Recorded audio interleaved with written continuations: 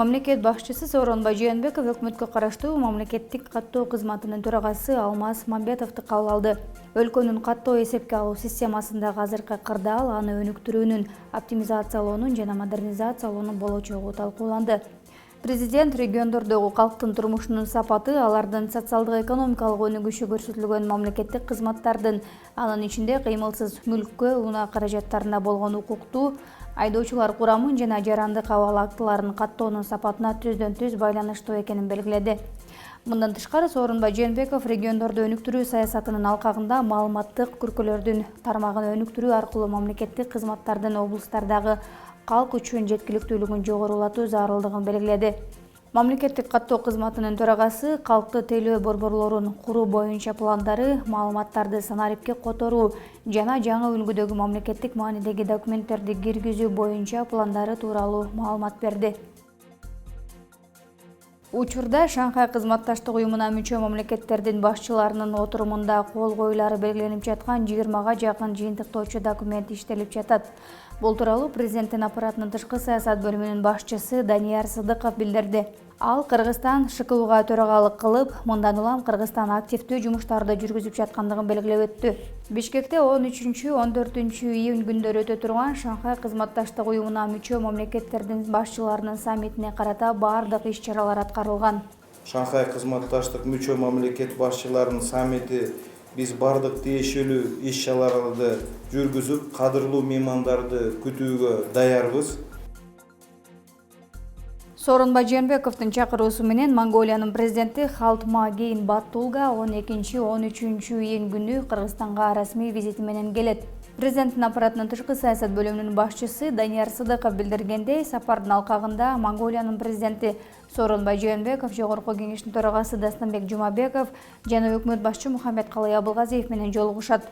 Расмий иш сапардын алкагында Атабейт мемориалдык комплекси гүл чамбар коюу аземи жана Монголия Кыргыз Республикасындагы элчилигинин расмий ачылышы болот. Расмий иш сапар мазмун бөлүмүндө эки тарап 14 документтин алкагында иштеп чыгууда азыр. Алардын ичинде 7-8 документке кол коюлат деген ниеттебиз.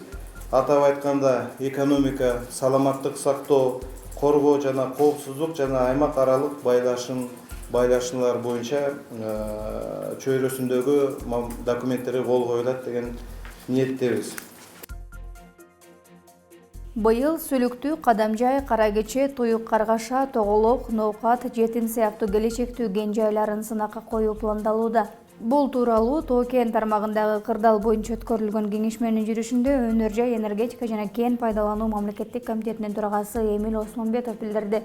Өкмөт башчы Мухаммедкалый Абылгазиев кен иштетүүгө сынактардын шарттарын сапаттуу даярдоо зарылдыгын баса белгиледи.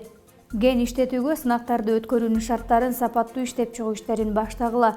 Ошону менен бирге кен жайгашкан аймактын экономикасын өнүктүрүүнүн курамдык бөлүгү катары тармактык эмес өндүрүштөрдү түзүү боюнча талаптарды сынактын шарттарына киргизүү маселесин изилдеп чыгуу керек, деди Мухаммедкалый Абылгазиев. Кеңешменин жүрүшүндө ошондой эле кумтөр кенинин учурдагы ишмердүүлүгү боюнча экологиялык жана социалдык багыттагы маселелер талкууланды. Индиянын премьер-министри Нарендра Моди Кыргызстанга расмий визит менен келет. Президенттин аппаратынын тышкы саясат бөлүмүнүн башчысы Данияр Сыдыков билдиргендей, сапар Шанхай кызматташтык уюмуна мүчө мамлекеттердин башчыларынын саммитинен кийин өтөт. Визиттин алкагында Кыргыз-Индиялык бизнес форумун жана текстиль продукцияларынын көргөзмөсүн өткөрүү пландалып жатат. Расмий сапардын жүрүшүндө Кыргыз Республикасы менен Индия Республикасынын ортосундагы стратегиялык өнүктөштүктү орнотуу боюнча биргелешкен декларация кабыл алынат. Мындан тышкары маанилүү 20дан ашык эки тараптуу документтерге дагы план бар кол койгонго.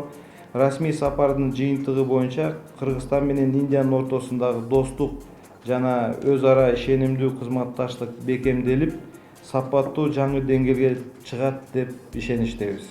Андан тышкары Кыргызстанга Кытайдын төрагасы Си Цзиньпиндин мамлекеттик визит менен келери күтүлүүдө.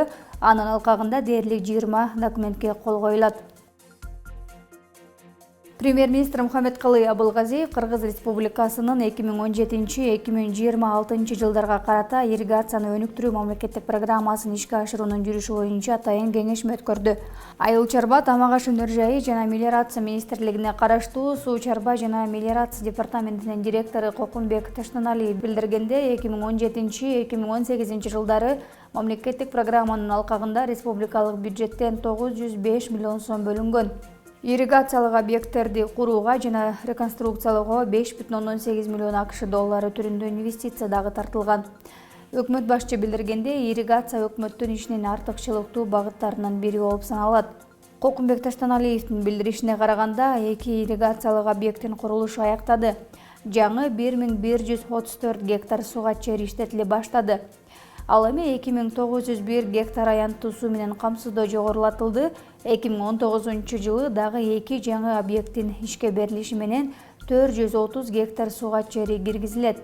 1130 гектар жерди сугаруу жакшырат. Бишкекте көрүнүктүү мамлекеттик ишмер Алиаскар Токтоналиевдин 90 жылдыгына арналган иш-чаралар өткөрүлдү. Бүгүн Бишкек финанс-экономикалык академиясынын аймагында Алиаскар Токтоналиевдин бюстунун ачылышы болуп, гүл чамбар коюлду.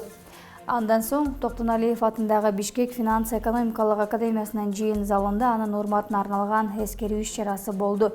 Эске салсак, Алиаскар Токтоналиев 1929 жылы 24 майда Чүй облусунун Ысык Ата районунун Эпкин айылында темир устанын үй-бүлөсүндө туулган.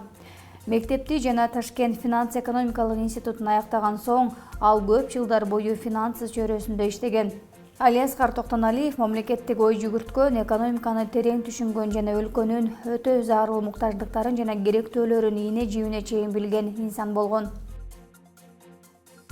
Кыргызстанда 6 июндан 6 июлга чейин балдар оюндарынын гербени аттуу спорттук оюндар өткөрүлөт.